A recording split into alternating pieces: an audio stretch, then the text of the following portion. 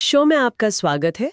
आज हम डैन लोक के एक बहुत ही दिलचस्प YouTube वीडियो पर बात करने जा रहे हैं। हाँ, इसका शीर्षक है 7 mentalities that will make you poor. और इससे पहले कि कोई सोचे कि ये सिर्फ पैसों के बारे में है, वीडियो शुरू में ही ये साफ कर देता है कि गरीबी सिर्फ एक बैंक अकाउंट की स्थिति नहीं है। बिल्कुल नहीं। ये एक सोच है, एक मानसिकता है। माइंडसेट। वीडियो का दावा है कि असली गरीबी पैसे की कमी से कहीं ज्यादा गहरी होती है। तो आज हम इन्हीं 7 मानसिकताओं की एक-एक करके परतों को खोलने जा रहे हैं। बिल्कुल। और इसकी शुरुआत एक बहुत ही दमदार कहावत से होती है। मुझे अपने दोस्त दिखाओ और मैं तुम्हें तुम्हारा भविष्य दिखाऊंगा। वाह। मतलब ये सीधा इशारा करता है कि हमारा माहौल, जिन लोगों के बीच हम उठते बैठते हैं, वो हमारी सोच को बहुत गहराई से प्रभावित करते हैं। तो ये चर्चा सिर्फ दूसरों को आंकने की नहीं है। नहीं, ये खुद को और अपने आसपास के माहौल को समझने की है। चले पहली मानसिकता से शुरू करते हैं, जो मुझे लगता है कि शायद बाकी सबकी जड़ है। उत्साह में गरीबी।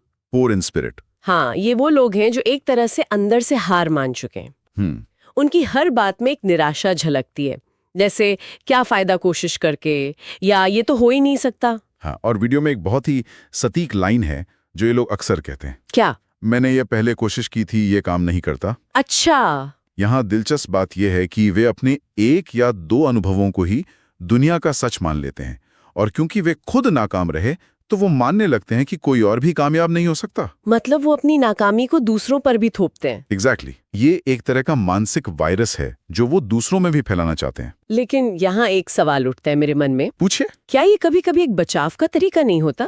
मतलब लोग कोशिश कर करके थक जाते हैं, निराश हो जाते हैं। तो वीडियो एक थके हुए इंसान और एक उत्साह से गरीब इंसान में फर्क कैसे करता है? ये बहुत अच्छा सवाल है।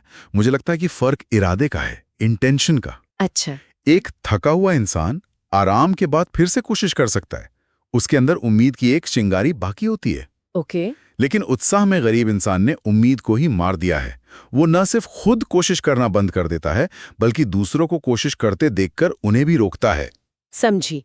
तो उनका आराम एक स्थायी निराशा बन चुका है। बिल्कुल। और ये निराशा शायद हमें दूसरी मानसिकता की तरफ ले जाती है, प्यार में गरीबी। हाँ, पोर इन लव।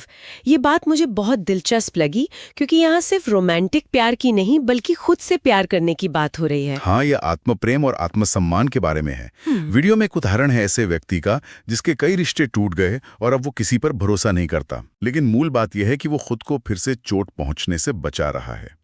और यहीं पे स्रोत एक बहुत गहरी मनोवैज्ञानिक बात कहता है। क्या? कि जो इंसान खुद अंदर से जख्मी होता है, अक्सर अनजाने में वही दूसरों को सबसे ज्यादा चोट पहुंचाता है। Hurt people. हाँ, ये एक तरह का दर्द का चक्र है जो एक से दूसरे तक पहुंचता रहता है। वाह, ये बात तो बहुत गहरी है। और वीडियो में वो $1 मिलियन वाला सवाल भी तो है। हाँ, वो कमाल का सवाल है। वो पूछते हैं कि अगर आपको $1 मिलियन दिए जाएं, लेकिन शर्त ये हो कि आपको जिंदगी भर प्यार, रिश्ते और किसी भी तरह की करीबी दोस्ती को छोड़ना होगा, तो क्या आप ये सौदा करेंगे? और ज्यादातर लोग कहेंगे बिल्कुल नहीं। नहीं। इससे ये साबित होता है कि हम दिल से रिश्तों को पैसे से कहीं ज्यादा कीमती मानते हैं। तो अगर आपके पास खुद के लिए ही प्यार का कप खाली है, तो आप दूसरों को कैसे दे सकते हैं? और मुझे लगता है कि ये बात सीधे तौर पर हमारी चौथी मानसिकता से भी जुड़ती है, चरित्र में गरीबी से। Poor in character. हाँ, बहुत अच्छा कनेक्शन है। अगर कोई इंसान खुद से प्यार नहीं करता, खुद की इज्जत नहीं करता, तो वो दूसरों से किए गए वादों या ईमानदारी की परवाह क्यों करेगा? बिल्कुल सही। और चरित्र में गरीबी सिर्फ बड़े बड़े झूठ बोलने या धोखा देने तक ही नहीं है। अच्छा। ये छोटी छोटी चीजों में भी दिखती है, जैसे किसी के काम का क्रेडिट खुद ले लेना, अपनी गलतियों के लिए बहाने बनाना, या दूसरों के पीछे बातें करना। हाँ, ये भरोसे को धीरे धीरे खत्म कर देता है। और बिना भरोसे के कोई भी रिश्ता, चाहे वो दोस्ती का हो या काम का, टिक नहीं सकता। ये वो लोग हैं जो कहते तो हैं कि मैं तुम्हारे साथ हूँ, लेकिन जब जरूरत पड़ती है तो सबसे पहले गायब हो जाते हैं। सही बात है। अच्छा, अब उस मानसिकता पर आते हैं जिसने मुझे सबसे ज्यादा सोचने पर मजबूर किया, ज्ञान में गरीबी। Poor in wisdom. वीडियो ज्ञान मतलब नॉलेज और बुद्धिमत्ता मतलब विजडम के बीच जो फर्क बताता है वो कमाल का है ना? वीडियो कहता है ज्ञान ये जानना है कि आप क्या कर सकते हैं, और बुद्धिमत्ता ये जानना है कि आपको कब वो नहीं करना है। वाह, एक और बेहतरीन लाइन है। ज्ञान रोज बढ़ता है जबकि बुद्धिमत्ता रोज घटती है। इसका क्या मतलब हुआ? इसका मतलब है कि आप हर दिन ये सीखते हैं कि क्या जरूरी नहीं है और उसे अपनी जिंदगी से हटाते जाते हैं। ये बहुत गहरा विचार है। और वो 4 तरह के लोगों वाला वर्गीकरण भी बहुत दिलचस्प है। हाँ, पहला है मूर्ख, दूसरा वो मूर्ख जो जानते हैं कि वे मूर्ख हैं। तीसरा वो मूर्ख जो खुद को होशियार समझते हैं, जो सबसे खतरनाक है। बिल्कुल। और चौथा वो होशियार जो मूर्ख होने का दिखावा करते हैं। और वीडियो कहता है कि हमें चौथे प्रकार का इंसान बनने की कोशिश करनी चाहिए। हाँ, मतलब हमेशा सीखने के लिए तैयार रहो और दिखावा मत करो। अपना कप हमेशा खाली रखो ताकि उसमें और ज्ञान आ सके। और वीडियो उन लोगों की भी आलोचना करता है जिनकी बातचीत में कोई गहराई नहीं होती। वो सिर्फ मौसम, ट्रैफिक या फिर नौकरी की शिकायतों के बारे में ही बात करते हैं। पर क्या ये थोड़ी कठोर आलोचना नहीं है? मेरा मतलब है, कभी-कभी लोग बस थक जाते हैं और हल्की-फुल्की बात करना चाहते हैं। हर बातचीत तो दार्शनिक नहीं हो सकती ना। ये बहुत वाजिब बात है। और मुझे लगता है कि वीडियो का मतलब किसी एक बातचीत से नहीं बल्कि बातचीत के एक पैटर्न से है। अच्छा। अगर कोई व्यक्ति कभी भी गहरे विषयों पर बात नहीं करता, कभी कुछ नया नहीं सीखना चाहता, तो ये ज्ञान में गरीबी का संकेत हो सकता है। ये एक बौद्धिक आलस की तरफ इशारा करता है। और ये आलस हमें अगली मानसिकता की ओर ले जाता है। आदतों में गरीबी। हाँ, पुअर इन हैबिट्स। ये वो लोग हैं जो काम टालते हैं, जो आराम को आजादी और सफलता से ज्यादा महत्व देते हैं। हाँ, और यहाँ वो माहौल वाली बात फिर से सामने आती है।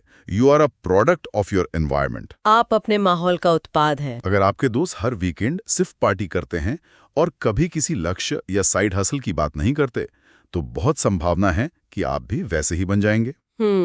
वीडियो का तर्क है कि सफल और असफल लोगों में सिर्फ आदतों का फर्क होता है। सफल लोगों की आदतें बेहतर होती हैं, बस। ये माहौल का उत्पाद वाली बात जितनी सच है उतनी ही डरावनी भी लगती है मुझे। क्यों?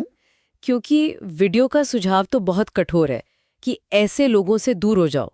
पर अगर ये लोग आपके परिवार के सदस्य या बचपन के दोस्त हों तो क्या उनसे रिश्ता तोड़ देना ही एकमात्र उपाय है? ये तो बहुत मुश्किल लगता है। निश्चित रूप से। और असल जिंदगी में ये इतना आसान नहीं होता। शायद इसका एक प्रैक्टिकल हल ये है कि आप उनसे रिश्ता ना तोड़ें, लेकिन उनके साथ बिताए जाने वाले समय को थोड़ा सीमित कर दें। ओके। और साथ ही जानबूझकर ऐसे नए लोगों और माहौल की तलाश करें जो आपको ऊपर उठाएं, ताकि एक संतुलन बन सके। और ये सीधे तौर पे हमारी छठी मानसिकता से जुड़ता है, रवैये में गरीबी। हाँ, पोर इन एटीट्यूड, यानी एनर्जी ड्रेनर। ऊर्जा चूसने वाले। हम सब ऐसे किसी न किसी इंसान को जानते हैं। वीडियो में एक बहुत मजेदार बात कही गई है कि नकारात्मक रवैया सकारात्मक रवैये से कहीं ज्यादा तेजी से फैलता है। बिल्कुल। और ये सिर्फ एक बुरे दिन की बात नहीं है, ये एक स्थायी नकारात्मकता है। अच्छा। ये वो लोग हैं जो हर समस्या में एक नई समस्या ढूंढ लेते हैं। उनकी मौजूदगी ही कमरे का माहौल भारी कर देती है। वीडियो में जो तस्वीर पेश की गई है वो एकदम सटीक है। कौन सी? कि ऐसे लोगों से बात करने के बाद आपको लगता है कि जाकर नहाना पड़ेगा ताकि उनकी सारी नकारात्मकता धुल जाए।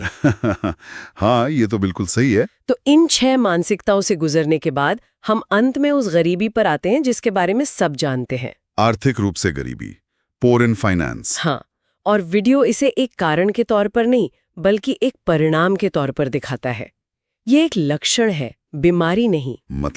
मतलब अगर कोई व्यक्ति ऊपर बताई गई 6 चीजों उत्साह, प्यार, चरित्र, ज्ञान, आदतें और रवैया में गरीब है, तो उसकी जेब में भी गरीबी होना लगभग तय है। अच्छा। ये वो लोग हैं जो पैसे से नफरत करते हैं, अमीर लोगों को बुरा समझते हैं और पैसे के बारे में सीखना या बात करना ही नहीं चाहते। तो ये सिर्फ पैसे की कमी नहीं है बल्कि पैसे को लेकर एक गलत और नकारात्मक सोच है। बिल्कुल। और जाहिर है, अगर आप किसी चीज को लगातार दूर धकेलेंगे तो वो आपके पास कैसे आएगी? सही बात है। ये उन सभी 6 मानसिकताओं का एक तार्किक नतीजा है। एग्जैक्टली। तो इन 7 मानसिकताओं को समझने के बाद वीडियो का असली मकसद क्या है?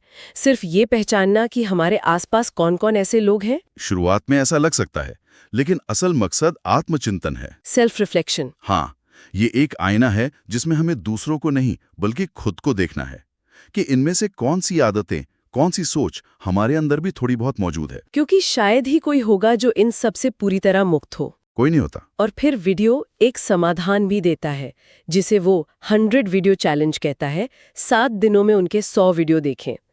अब यहाँ पर मेरे मन में एक शक पैदा होता है। क्या?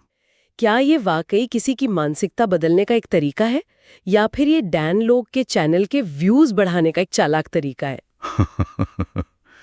ये एक बहुत अच्छा सवाल है और इसका जवाब शायद दोनों है। अच्छा। एक नजरिए से देखें तो ये एक बेहतरीन मार्केटिंग रणनीति है, लेकिन दूसरे नजरिए से देखें तो इसके पीछे का जो सिद्धांत है वो गलत नहीं है। वो कैसे? किसी भी नए विचार को जब आप बार बार सुनते हैं, खुद को उस तरह की जानकारी में डुबो देते हैं, तो आपकी सोच पर असर पड़ना शुरू हो जाता है। माध्यम भले ही उनके अपने वीडियो हों, लेकिन लगातार सीखने और अपनी सोच को चुनौती देने का विचार अपने आप में बहुत शक्तिशाली है। तो कुल मिलाकर आज की बातचीत से जो सबसे बड़ी बात निकल कर आती है वो ये है कि गरीबी का मतलब सिर्फ जेब खाली होना नहीं है। नहीं, ये तो सोच और आदतों का एक जाल है जो इंसान की क्षमता को जिंदगी के हर पहलू में कैद कर सकता है। हाँ, और ये हमें एक बहुत जरूरी सवाल पर लाकर छोड़ता है। वो क्या है? स्रोत कहता है कि हम उन 5 लोगों का औसत होते हैं जिनके साथ हम सबसे ज्यादा समय बिताते हैं।